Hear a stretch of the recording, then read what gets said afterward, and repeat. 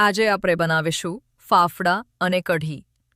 ફાફડા બનાવવા માટે આપણે પહેલાં એક વાટકીમાં અજમો, ખાવાનો સોડા અને સ્વાદ મુજબ મીઠું લઈ તેમાં 2 પરી તેલ નાખી થોડું પાણી ઉમેરી બધું બરાબર મિક્સ કરી લઈશું।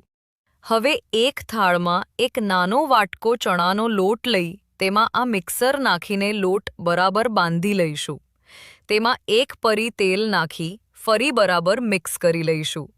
હવે આ લોટને વાસણ વડે ઢાંકીને થોડીવાર રહેવા દેશું, ત્યાં સુધી આપણે કાઢી બનાવી લેશું।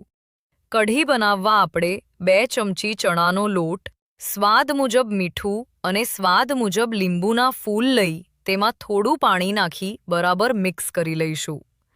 હવે તેને એક નાની કડાઈમાં લઈ ગરમ કરીશું અને તેમાં થોડી હળદર નાખીશું અને બરાબર ઉકળી જાય એટલે તેમાં થોડી ખાંડ નાખી બરાબર મિક્સ કરી ઉતારી લઈશું।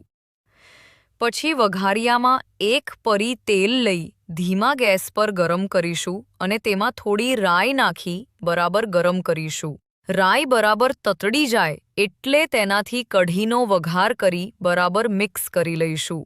આપણી કઢી તૈયાર। હવે આપણે ગરમા ગરમ ફાફડા બનાવીશું। કડાઈમાં થોડું તેલ લઈ તેને ગેસ પર ગરમ થવા મૂકો।